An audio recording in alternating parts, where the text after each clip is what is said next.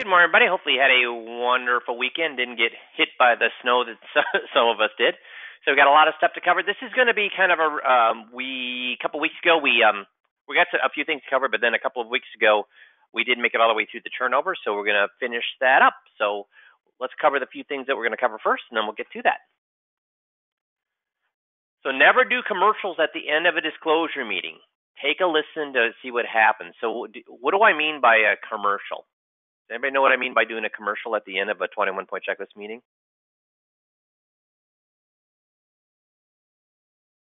Talk about yourself, Nick. That'd be one thing. Giving them an idea. What it is if you start to do a commercial, product sell, Ronald, is you start to give them a glimpse because you're so happy and they're so you're so happy about how the meeting went that you get so excited and you want to give them wait till you come next time because we're going to cover this, that, and the other thing, and whatever. Well, guess what happens when you do that? You'll see here on the tape, but what happens is they're going to then start quizzing you. And now we're already into this for an hour and a half or 2 hours. They've decided they want to leave their guy, but then when you do the commercial, now it's gone from leaving their guy to what product you're selling. And so are they then are focused on leaving their guy, or does their focus change to what you're selling? Changes to what you're selling. People remember the last thing you talked about. So the last thing they need to be leaving your office with is what? I'm leaving my guy. So this is a good example of what can happen when you don't do that. The 20 habits of eventual millionaires. I love this. First is when you say no, you have more time to read, learn, sleep, ask questions. So you need to learn to say no to things that are not actually providing value to yourself, your family, or your income. Love, you got to love people. Guys, I will tell you straight out. When I hear a guy, so Jeff, are you on the call? Yep, I'm here. Yep. When you hear a guy say that man, all these plate lickers and tire kickers, man, all they're there is to take advantage of me, blah, blah, blah. How is his seminar going to go or workshop going to go? Oh, not good. Not good. It becomes a self-fulfilling prophecy. Can you hide that you despise the people you're meeting with? No. Guys, when I talk to the advisors, they say, no, well, when they become a client, then I love them. No, guys, if you want them, does the love come before or after they become a client? So everybody answer that. It has to come before, exactly. It has to come before. Make mistakes, guys. Make mistakes. Guys will not want to send in tapes, and guess why they don't want to send in tapes? Well, first of all, it's even worse than that. My digital recorder batteries have lasted me for 2 years. My digital recorder batteries have lasted for 2 years. And guess what I hear when I ask people, did you record the meeting? Guess what? We laugh and laugh and laugh at this. What does everybody tell me when I ask if they recorded the meeting? Oh, I started, but what happened? The batteries went out. Yeah, guys, and why you're doing that? It's human nature. I'm not going to throw stones because I live in a glass house. I don't want people to see my mistakes either. I don't want to hear my mistakes either. But guys, the only way you can get better is to hear those mistakes and then not make them again. Plant seeds, basic modern garden math. 1% of seeds turns out into 50% of the flowers. Lots of seeds. So this is a great example of making yourself lucky. What's the number one characteristic of lucky people? What's the number one characteristic of lucky people? Because there have been lots of studies. Believe it or not, there's a lot of people studying luck. There's a lot of universities studying luck. And what's the number one characteristic of being lucky? I've got preparation, hard work. Those are good answers. But what they found is the characteristic is what Kevin says here, which is they know a lot of people. They know the more people you know, guess what happens? The more connections you have, guess what happens? And guys, am I talking about LinkedIn connections when I say connections? No. I'm talking about human connections, people who know you and you know them. The more people you know, the luckier you get. If you lose your job and you know a lot of people, and you lose your job and you don't know anybody, who's going to get a job offer first, most likely? If you know a lot of people, one guy knows a lot of people and another person doesn't know a lot of people, who's likely to luck into Super Bowl tickets or a concert tickets or an invitation to some gala? So the more people you know, the luckier you get. So plant seeds. Be around people who are kind to you and love you. Yeah. If you got somebody in your life that's driving you bananas, we don't get to choose our family. We get to choose our friends. So family is one thing, but with our friends and the people we surround, if people are not making you happy or kind to you, you got to leave. Stand next to the smartest person in the room. Harold Ramis did it to Bill Murray. Steve Jobs did it to Steve Wozniak. So find that smart person and hang around them. Absorb what the habits and their thoughts to make yourself better. This is the big one for me. This is how I went from making $50,000 to in the millions per year. When I quit making excuses. Because before, when I was making $50,000 a year, do you remember who I blamed for me making $50,000 a year? Them, that's right. These stupid people in Rochester, they're dumb as stumps. They go back to the person with all the mistakes. So I blame the people. Now I've heard other guys blame other things. I've heard guys that went from making $500,000 a year to $100,000 a year, and guess why they when they come on with 5Q and they're saying what's the reason they tell me that they went from 500 to 100,000 a year? Yeah, the market is one thing, or interest rates, or it's the products aren't as good, or the participation rates aren't what they used to be. Guys, that would be okay if everybody's income went from $500,000 to $100,000. But when yours went from $500,000 to $100,000, and other people's went from $100,000 to $500,000, does it have anything to do with external, or is it all internal? It's all internal. It has nothing to do with what's happening outside of you. It's what's happening to you. Don't be in a rush. Overnight success. How much do Jeff and I preach about you having to get better?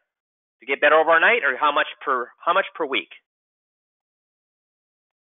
If you get 2% better a week, you'll compound it. That's 300% a year, 287% a year.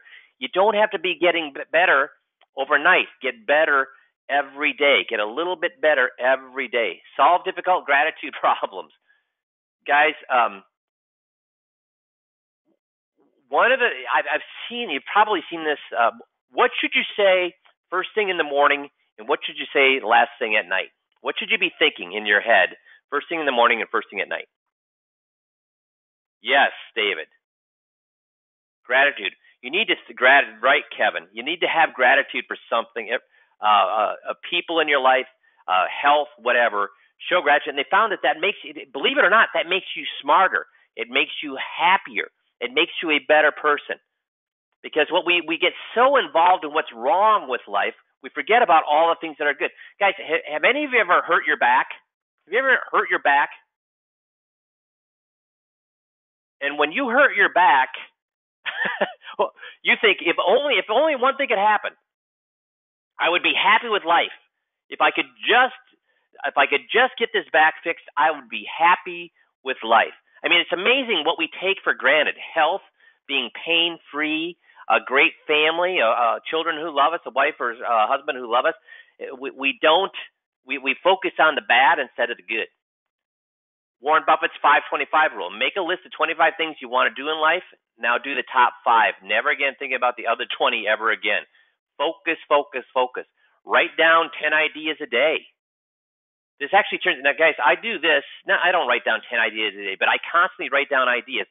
Why do I do that? Guess how many of those ideas actually come to fruition? Yeah, Kevin, 1%. 1%. So why do I do it? Why do I write down those ideas? It's the same thing. When I first started this, how many open-ended questions did I ask in life? How many before when I was making $50,000 a year? So the first 38 years of my life, how many open-ended questions did I ask? Not many. But now, when I'm talking to people, I constantly ask open-ended questions. It rewires your brain. So when I'm writing down ideas all the time, it gets my brain rewired to look at things differently, to look for opportunities, to look for things that can work well for what I'm trying to accomplish. So it's a great thing to do, not because you're going to use them. And in fact, Jerry, we've talked about Jerry Seinfeld. What does he do every single day for I think he just spends an hour a day or something, but every single day, even today, guess what he does? He writes new jokes. He's got a whole almost like a warehouse full of yellow pads that he writes new jokes. How many of them does he use? Not many. Not many. But the fact that he's rewiring his brain to be able to see things different, write those jokes. Follow up. And I always talk about Tom in Ohio. He is the king of follow-up. He has made so much money from people who did not move the money or ghosted him 11 months. And this is mostly from leads, because once he does a 21-point checklist, he's awesome and closes them. But when he's trying to do leads and people will ghost him on that or whatever, he keeps following up, and he's made so much money from people who 11 months ago was his first contact with him. Follow up, ask questions. There's enough said on that. We talk about that every day. 1% a day. Get 1% better every day. So I even say 2% a week. That's what? 0.2% a day. And you'll triple your skills, triple your money. Right now, regret will waste you time worrying about yesterday. Anxiety. So just do things right now. Don't worry about what might happen. Just do it. Sleep. Get your 7 or 8 hours of sleep. Don't short yourself. Every day avoid death. I don't know what this one means. You can't get rich from a hospital bed, or, well, I guess it's saying be safe. Sleep well, eat well, and be safe. Do one thing every day you loved as a kid. Do one thing every day that you loved as a kid. So these are just things to think about and to get better. You know, we're coming to the end of the year, which means we're coming to the beginning of a new year. So be thinking of these things that we can do to make our 2019 even better. How to work better? Do one thing at a time. So where should your cell phone go when you're working? Know the problem. So with 5Q, what's the problem? For our clients, what's their problem? Their advisor, right. Not the fact that they're paying too much, not the fees, not the diversification, not the risk they're taking. It is their advisor. Learn to listen. Learn to ask questions. Holy cow, it's like, who wrote this? I don't know who wrote it, but guess what? It certainly ties into 5Q, doesn't it? Learn to ask questions. Distinguish sense from nonsense. Accept chance as inevitable. Admit mistakes. Say it simply. Simply. Be calm. Guys, what do I tell you when you feel like a meeting's going off the tracks? The person's getting a little irritated, or you think you've lost control of the meeting. What do? Slow down, right? Slow down. Talk quieter. Slow that meeting down. And smile. So we're going to talk today about, we're going to do a tape review, but so more and more guys are doing tape reviews. Like I said, nobody knows. We've never had as many people know the 21-point checklist as we ever had in 18 years. That said, I still don't think we've had a real uptick in people taping their meetings. And again, we talked a little bit about here a few minutes ago about why people don't tape their meetings. We don't like to hear our mistakes. But guys, if you don't tape your meetings, guess what can't happen? 3 times last week, I had a guy tell me, I nailed it. I really did this well. I asked a ton of questions. And when we listened to the tape, what did we find out? They were convinced. If they took a lie detector test, would they have all 3 passed on how well they thought they did the system? Yeah, they would have. They would have passed the lie detector test because they believed they did it great. But when we listened to the tape, what did we find out? And I didn't even say anything. I let them listen to the tape, did not say a single thing. What did they find out for themselves? They weren't doing what they thought they were doing. See, our brain tells us that we're doing what we're doing better than, that usually tells us better than what we think we're doing. Do one thing you think you cannot do. Fail at it. Try again. Do better the second time. The only people who never tumble are those who never mount the high wire. We've heard this said all sorts of different ways, but the fact is that if you never fail, what does that mean? If you never fail, if you never make a mistake, what does that mean? You never did anything. Exactly right, Nick, that you never did anything. So as we're going into December here, and you're going to be utilizing that for doing what? So I want everybody to write this down. What are we going to use December for, do you think? What should we use December for? Let's see some. Glad, yes. Nick, yes. Kevin, yes. You guys are so awesome. You're all saying practice and nail down the 21. Absolutely. Let's do that. So I want to give you a little pep talk, or I'm not going to give you a pep talk. I'm going to have the guru, the self-help guru, give you a pep talk here. Do you feel alive? I feel happy of myself. I feel happy of yourself too. What do you got? Any words of wisdom? What about for all the other kids trying to learn how to ride their bike? Can you say anything to them?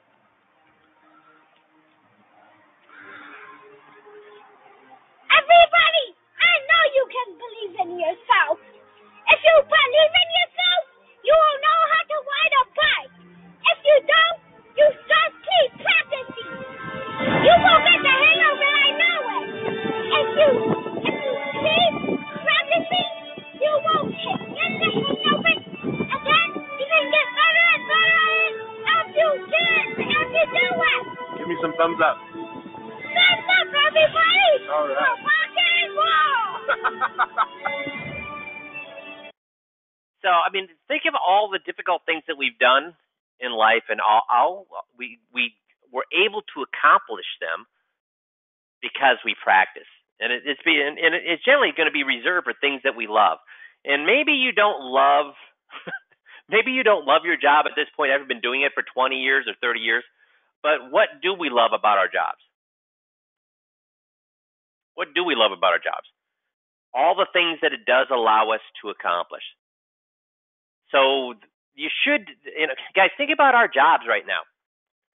We run our own practices, and we are in charge of our own destiny. And think about this: do we have a warehouse that we have to fill full of stuff? That we have to mortgage a house, go take out a loan to fill our warehouse full of tile if we're going to be in the tile business, or auto parts if we're going to be the auto part business. Do we have to do that? No. We have one of the lowest overhead, highest paying jobs in the world. So we are so lucky. So every day, give a thought of thanks for being in the business you're being, for the people who are willing to work with you. And that should put a smile on your face. Okay? So please, as you're spending this December, locking in those skills. And again, do we want to do the 21-point checklist till we get it right? No, we want to do it until what? We can't get it wrong. And the thing that we're trying to accomplish is make sure when you go to the 21-point checklist meeting on the website that you look at the end goal coaching call. And the end goal is, again, what you want them to say at the end of the intro, at the end of the survivor's guide, at the end of the will and trust, at the end of the power of attorney, at the end of each one of those things, it's what you want them to say. And you should have this outline put in plastic, in a plastic sleeve, laminated or whatever. If they say all the things they're supposed to say at the end of each one of those 21 items, what will these people do? Everybody write this down. What will they do? I got one answer. Got 5 answers. Keep going.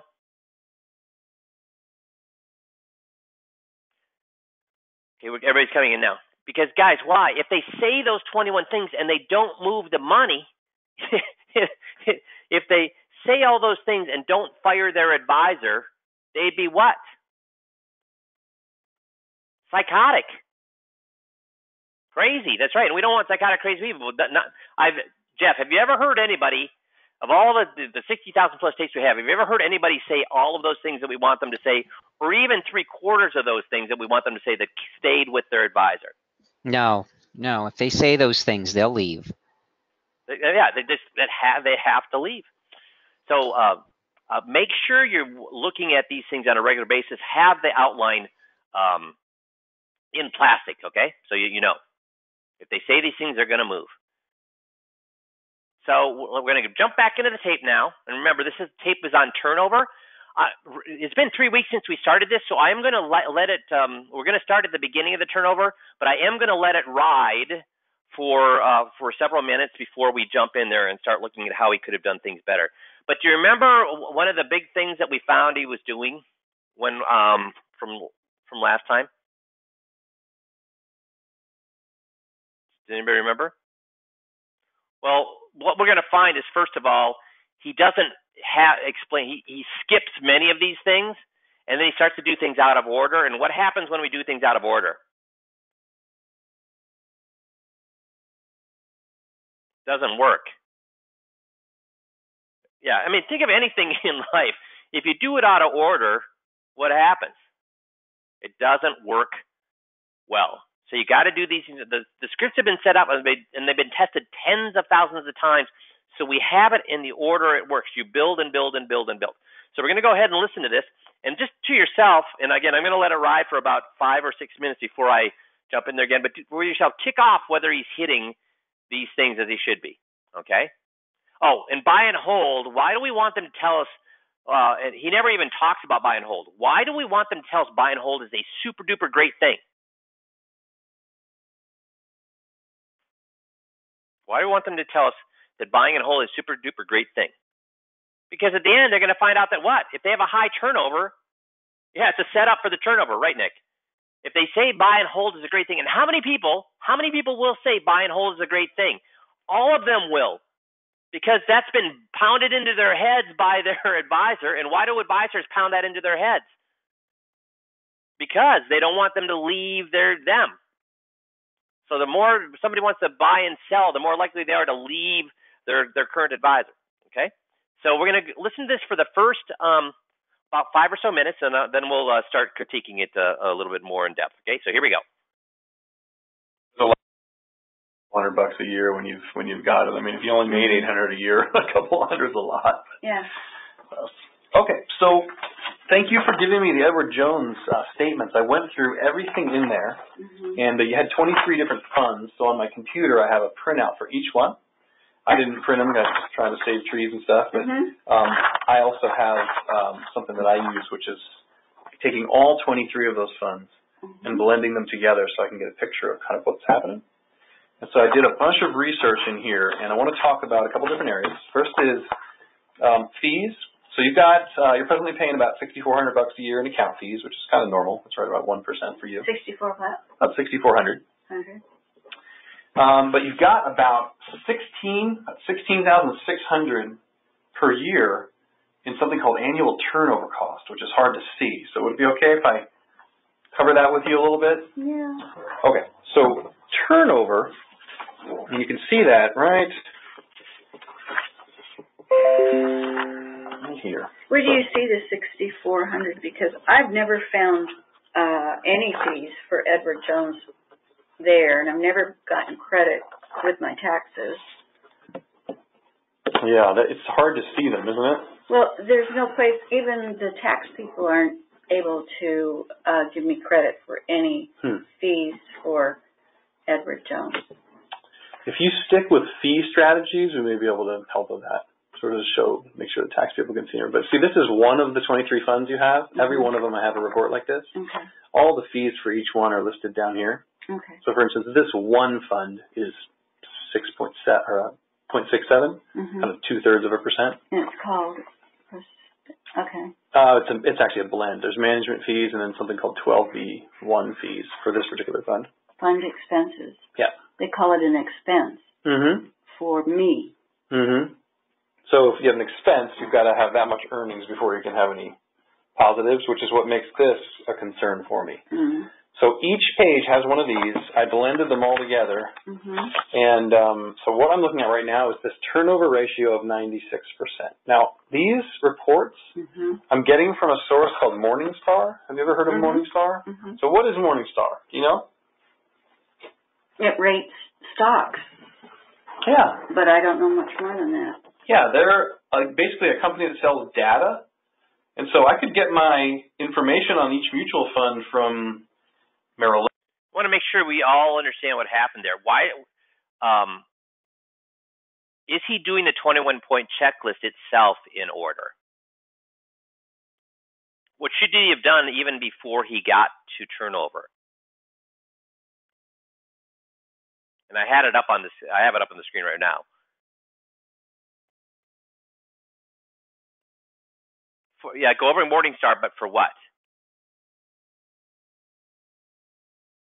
Is it apparent that he's gone over the fees that are associated with mutual funds? So we're not even talking about this script. We're talking about the 21-point checklist. What comes before turnover? What comes before turnover? What's the first financial thing that we cover? When we go from the non-financial and then we say, we're done with the non-financial, and then we say, do you like things sugar-coated? Do you like things straight? And then what topic do we go into? Fees, right, Graham? Fees. And he skipped the fees on mutual funds and jumped right into turnover, and this is going to cause him all sorts of problems. So not only should you do the scripts in order, but you need to do which script comes first in order as well. When you start jumping around, you're going to cause yourself problems. So that's why she's doubting this whole situation now, because he didn't do the mutual fund script prior to doing the fee script. So here we go. Edward Jones, I could get it from Charles Schwab, but why do you think I don't want to go to Merrill Lynch, let's say, for their opinion on mutual funds? Well, because they're only going to give you the best story about themselves. And, So they're not really, they want to sell things. Yeah. So I don't know how unbiased they are. Mm-hmm. Morningstar is not selling mutual funds. They sell access to information about mutual funds. So they're an unbiased, objective place for me to get information. Okay. And in case you can't tell, I try to be real unbiased. Yeah. How do we see clearly if we have some type of motive, right? So this is what we got first I'd like to talk about is this 16,000, 17,000. Okay, so who needs to say that Morningstar is unbiased? She does. Did she say it or did he say it? Yeah, he said it. That's that whole thing about looking at the outline. You need to make sure that you know what they're supposed to say. A year in turnover costs. So let's pretend we're talking about Qualcomm, all right? Mm-hmm. If you read in the newspapers that Qualcomm had 96% turnover, so that every 100 employees, 96 of them quit every year, and they had to rehire them. Does that sound like it's good for the company, good for Qualcomm, or bad for Qualcomm? Bad. Now, turnover, you're telling me I have 96% turnover. Yeah, it means on average, if your mutual funds own 100 stocks, mm-hmm. that they're selling 96 of them every year and replacing them with another one. Mm-hmm. So I'll let you decide if that's good or bad, but I want you to see what it means. Because turnover has stuff that comes along with it, basically. Yeah. So what I want to know, is it Edward Jones doing that, or is it the actual funds that are turning over within the funds separately? And you said I had how many funds?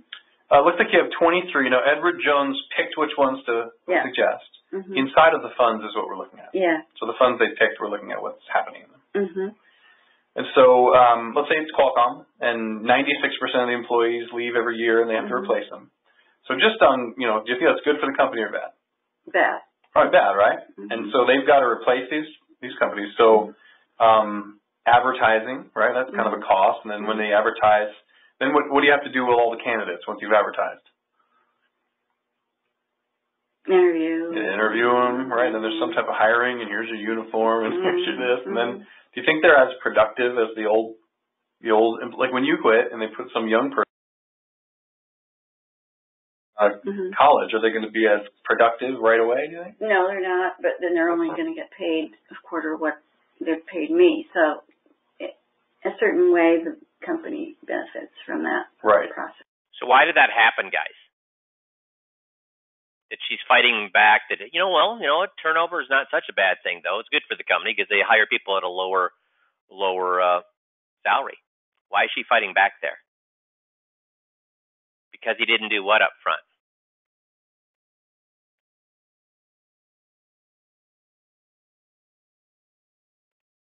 She's got to say why buy and hold is a good thing.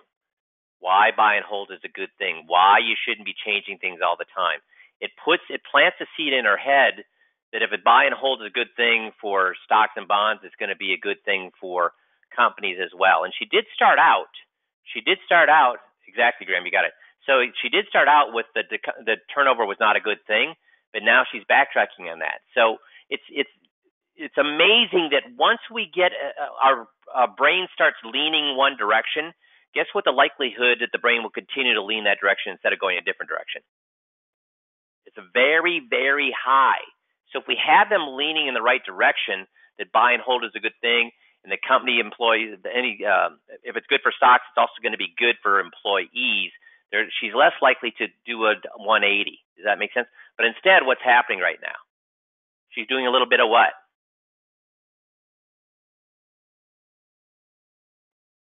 She's defending herself, isn't she? So, and I'm going to go back here because I missed something here. You know what? We're going to keep going there. But in here, she was saying yes to some things, and what did we find out afterwards? Was the yes really a yes, or what does the yes mean? She's been saying yes to some of the questions she's been answering, but what do we find out about yes? If she's defending right now, what's that mean about her yeses earlier?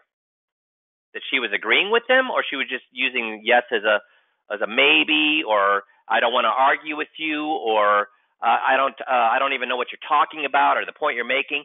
See, that's why yeses are. But as salespeople, we were told early in our career that what?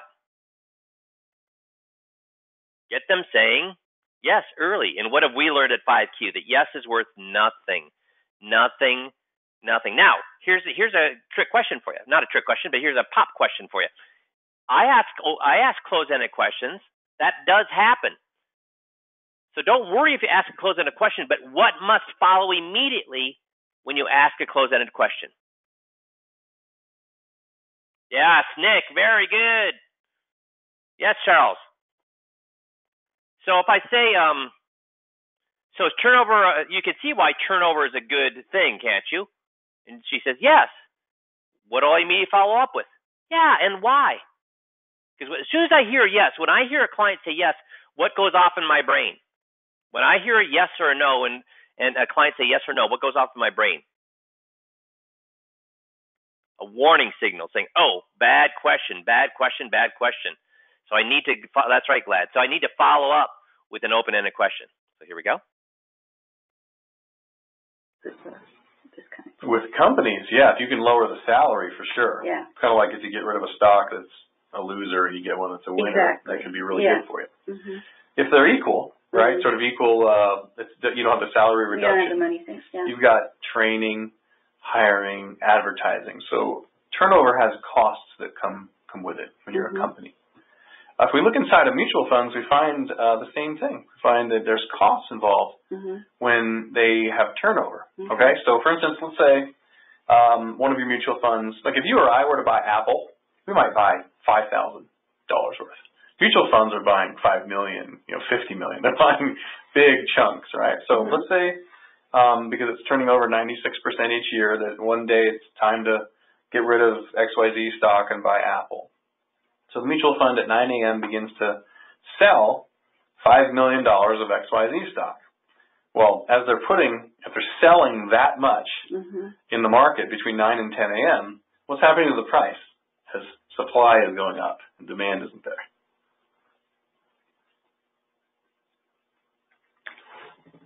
I think I've been stunned by this amount that I'm. Well, David actually here on the call said that I'm confused. He said that about 30 seconds ago. Well, apparently, who else was confused?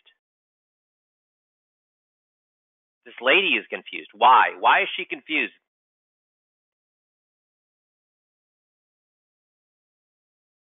Guys, do we deal with turnover all day long? Is this our job? Are these things that we're talking about, is this our job? Yes. Does she deal with this stuff on a daily basis? No. So anytime we explain something, who has to do the explaining? They do. So did she do any of the explaining on what what turnover is? No. So it's kind of a catch-22 because guys will say, I know, but this is a new topic for her. This is a new topic for this client. How am I supposed to get him to explain something he doesn't even understand? That's our what, guys? That's our what? That's our job. That's our job. It'd be like a teacher saying, how am I supposed to teach a kid multiplication? They have no clue what multiplication is. This is a brand new topic to them. If your teacher, if your child said that, what would you say to that teacher? What would you say to that teacher? Well, how am I supposed to teach them multiplication? It's a new topic to them. So it's our job. It's our job to do this. And we have to do this stuff in the right order. So should you tell her the percentage of turnover she has in Morningstar before or after the explanation of how turnover works?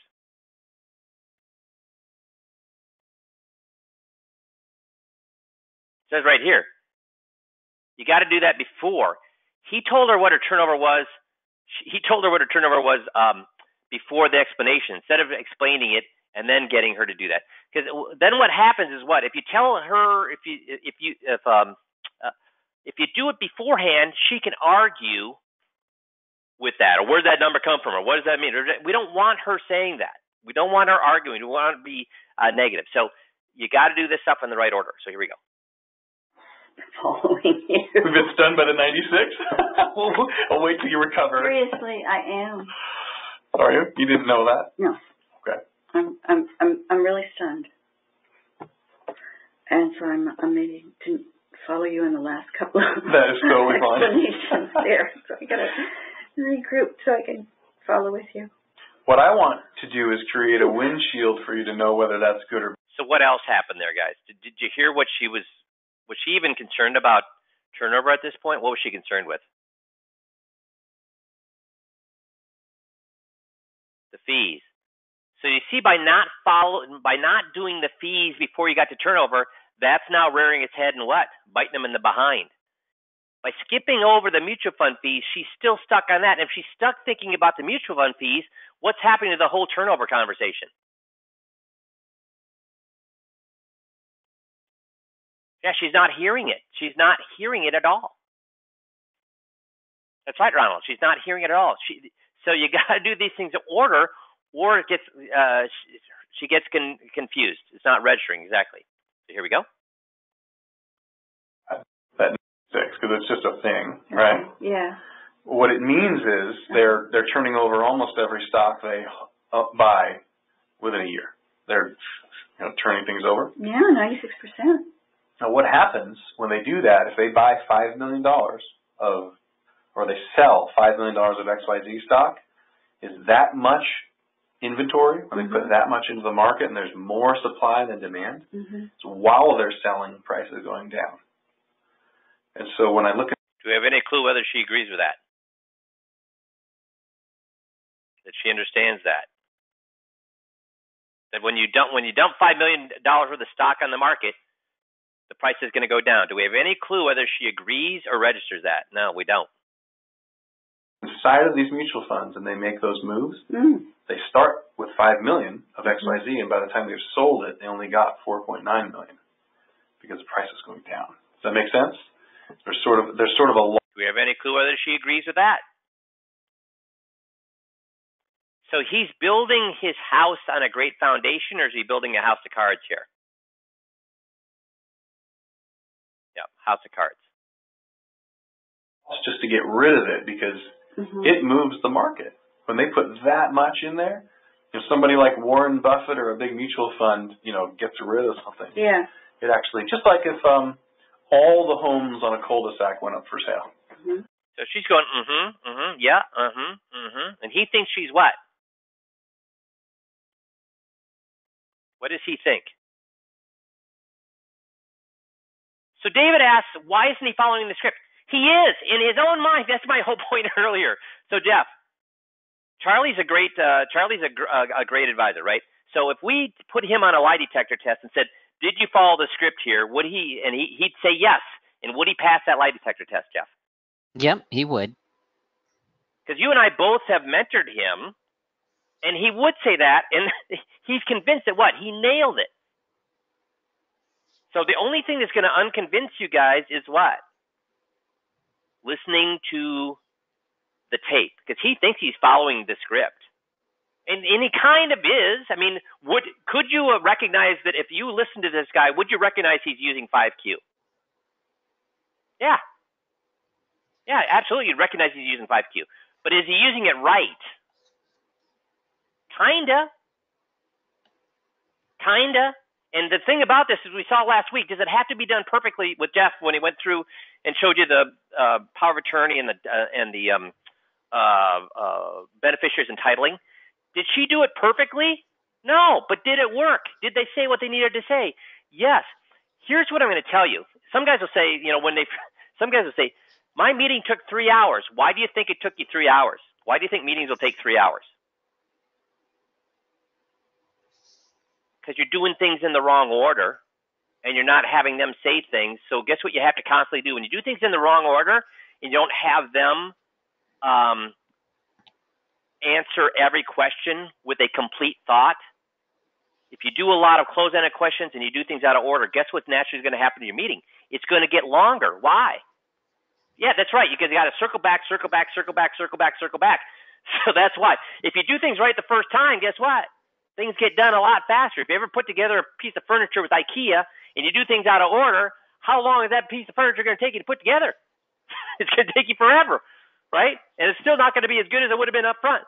So it's not that this stuff doesn't work when you don't do it right. It does work, but it works a lot more. It becomes a lot more difficult than it needs to be for you. So if you want to make your job simple, learn the scripts and doing them in the right order. It's not that it won't work otherwise. We've got tons of people that have had success with doing it not quite right. But it makes your job harder when you don't do it right.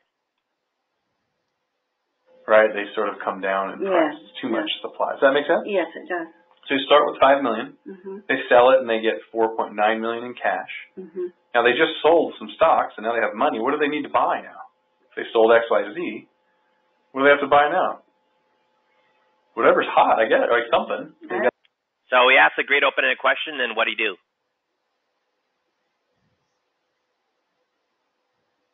He asked a great open question there, and then what do you do? He answered it himself. So guys, when we hear, as salespeople, what do we think about silence? We hate silence. How much time did he give her to answer? None. So when you jump in there, now maybe he could read on her face. We can't see it.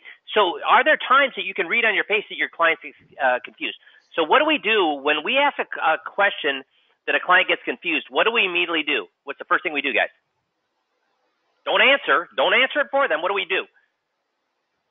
I'm sorry. You apologize first, and then you ask simpler questions. You'll ask 2 or 3 questions instead of the one big one. Okay? And he's running this problem again because he's just talked for 2 minutes now explaining things, and she's going, yeah. And even if she understands, how well is she understanding if she's just going, yeah. If you've ever dealt with your teenage son and you're explaining what he needs to do and he's going, yeah, what do you know is going to happen?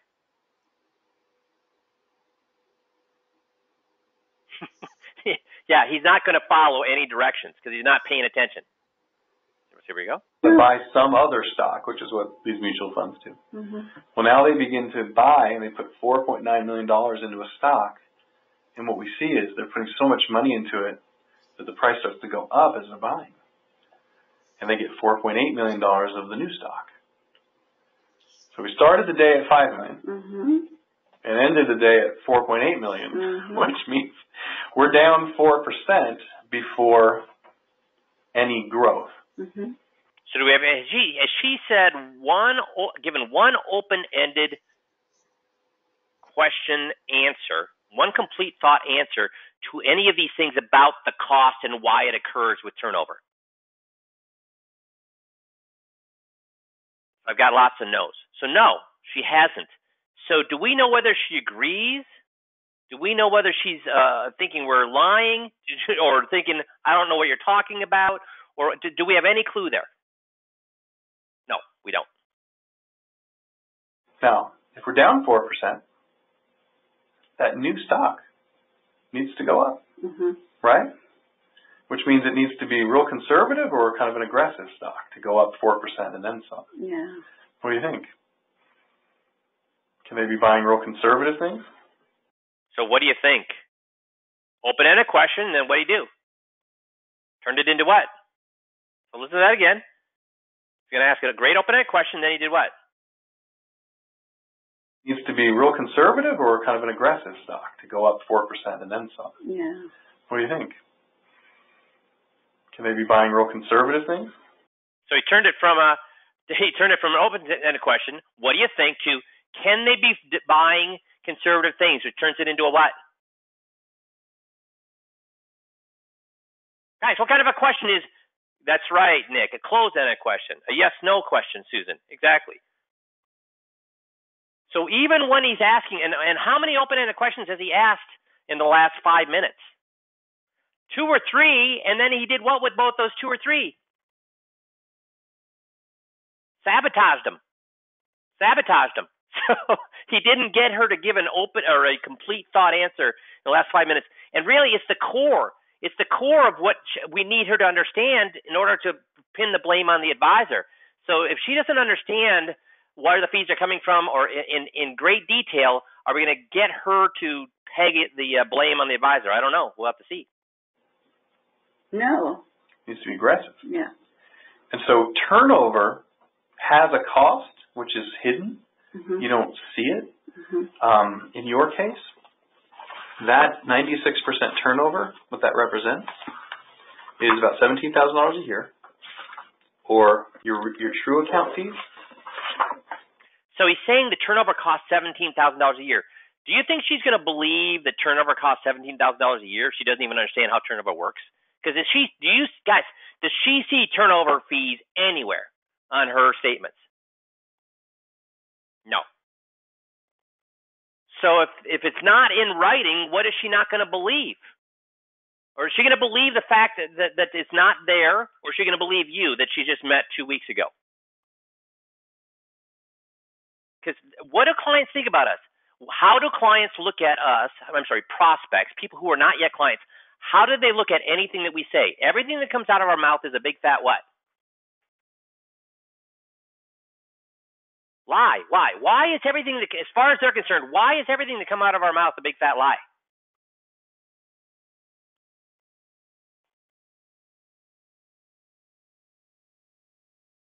What's our motive, Ronald? You got it, Ronald. What's our motive? That's right, David. Everything that comes out of our mouth is considered a lie, because do they really think we're there to help them? Do they think that's our primary purpose, is to be there to help them? Does anybody really believe that their clients or prospects are there to help them? No. They think we're there to what? Make a sale. So anything that comes out of our mouth is going to be suspect, because they're going to be thinking, you're just saying that to what? You're just saying that to make me not like my guy, so I'll move my money to you. You're just saying that to make money. See, they don't believe us. So the thing is, we can't say anything. They must say everything, okay? They must say everything. Mm-hmm. Or about 3.46. You're not going to be able to tax deduct it. No, because I've never been able to do 3.46. What that means is, if you start the year like this mm-hmm. and make no money, mm-hmm. you'd be down 3.46 just from the turnover and from the fees. So you have to make 3.46 real returns before Nan gets anything, basically. Mm-hmm. Now, as turnover, when he chose these funds particularly, which I'll show you in a minute, mm-hmm. Was turnover ratio covered with you? No. So, guys, what did he forget? Did he cover the tax portion? That lots of turnover. How is if there's lots of turnover? Is your account going to be taxed at short term or long term gains?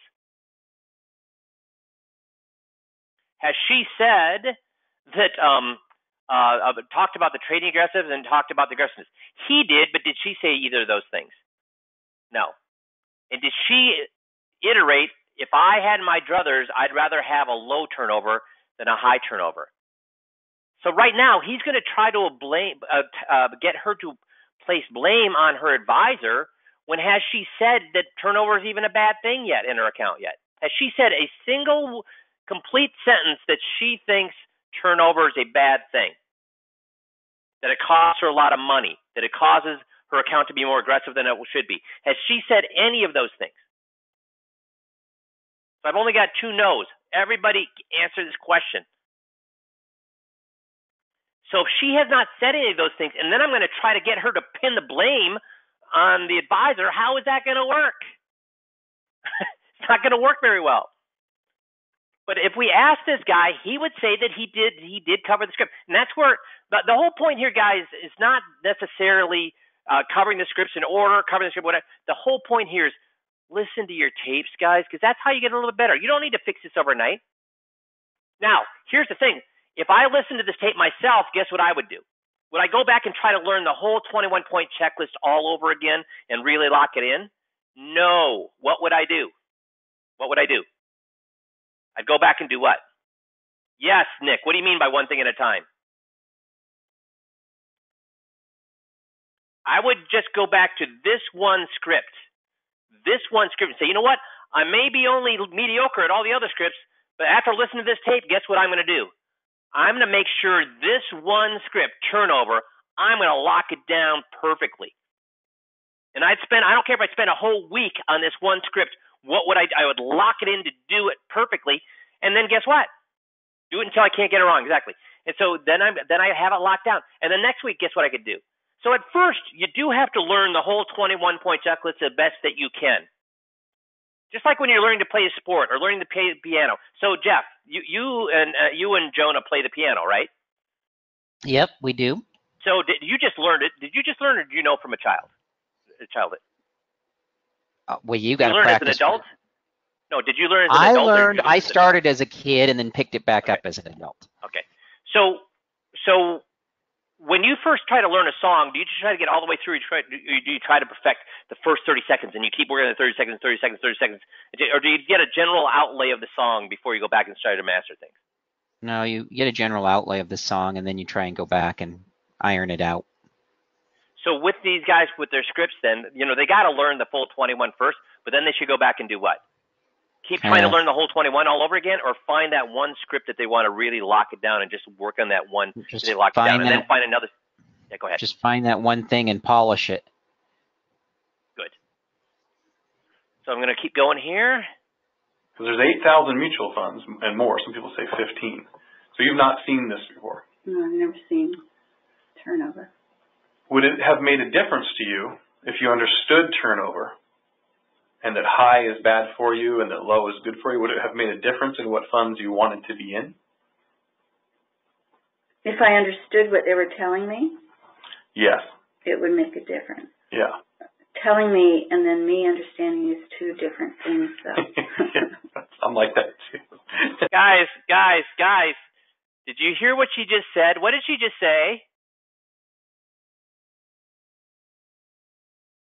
Listen to this. I like to play this over and over and over again. Here we go. It would make a difference. Yeah.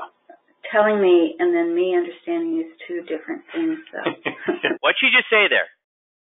She just told him she said, you're not following 5. She just told him, you're not following 5Q. Did you hear that? So Jeff, I'm going to play that. Nobody's getting the answer here. So let me play that, Jeff, and tell me what she's saying. That is she's telling him he does not know 5Q or not following 5Q. So here we go. Yes. It would make a difference. Yeah. Telling me and then me understanding is 2 different things, though. What'd she just say there? She doesn't understand what's going on. Why? What did she just say? Telling me does not mean I'm going to understand. Telling me, guys, we are not supposed to what? What are we not supposed to do with 5Q system? Tell, sell, preach, teach. She just told him, yeah, but telling me, the last 10 minutes of you telling me that means what? She just told him in her own exact phrase, the last 10 minutes of you telling me this stuff is worth what? Nothing. Does that make sense? That makes sense? So I'm going to let it run out here, and let's see if he gets what he needs from her. So here we go. And we'll call it a day. I'm like that too. When you get outside of my area of expertise, I'm 100% like that. For instance, at a point growing through the years and watching this develop, and I would go once or twice a year, and most of the time there was a growth. It always exceeded the 3.46. Yes. So guess what? She's missed the whole point. What is she saying? Hey, I'm getting growth with this, so who gives a rat's patootie about 3.46? If I'm making 10, do I care about 3.46? No. Yeah, it would have been nice, but I'm a big deal. So guess what he's accomplished with the turnover script here? Nothing. Because she didn't say this is causing me unnecessary. She didn't say I should be in something that does not have high turnover. Because of that, I'm paying way too much in trading costs, and I'm being way too aggressive. I don't want high turnover. Has she said any of that? No. So what is she saying at the end? Well, I guess I see what your point is. Not here's the point I'm making. I see the point you're making, Mr. Advisor. And as far as I'm concerned, it's not a big deal because guess what? I was always in the positive. Does that make sense? So you got to lay the groundwork. You got to lay the groundwork and get them to say everything up to that point, or you're not going to get them to assign blame to the advisor. Does that make sense? So this guy did end up getting her, and that's the problem. So because he got her, he did move this money. Guess what he thought about his skill level? He didn't think it was okay. He thought it was what? Fabulous. So guys, on a scale of 1 to 10, are some people ones are 1 being very, very easy to get it, 10 being very difficult to get? Are some people 1s and some people 2s, some people 3s, some people 4s, all the way up to 10? So what she was, the fact that he got her was what? She was probably less than a 5 in difficulty. But guess what? The more money they have, do you think they're closer to the 1 on the easy scale or the 10 on the difficult scale? Yeah, they're closer to the 10 on the difficult scale. So what he's going, he got her, and then if he doesn't listen to the tape and say, holy crap, I got some work to do here, instead of patting myself on the back, I nailed her, I must be great at the script, pat myself on the back, if he instead says, holy, listen to the tape and said, well, I'm lucky, I got lucky on this one, I'm happy, I'm not going to look a gift horse in the mouth, I mean, I'm happy I got it. But boy, I got to make sure when I get in front of that person with $5 million, I'm a lot better than I was with this lady. Does that make sense? Cool. So I appreciate you letting me go through, finish this tape again to grab these nuggets out of it. And again, I appreciate all you guys that have done the 21-point checklist. You've memorized those scripts. But now start going back, listening to your tape saying, well, I don't know about the other scripts, but this is one of the scripts. I'm going to lock this down. I'm going to nail this one. I'm going to be okay at the rest of them, but this one I'm going to lock down. And after you do that one, then you can do the next one. Then you're going to do the next one. So go back and start really locking in script after script after script. You guys have it. Thanks for putting up with me today, and you guys have a great rest of the week, and we'll talk to you all next Monday. Thanks, everybody.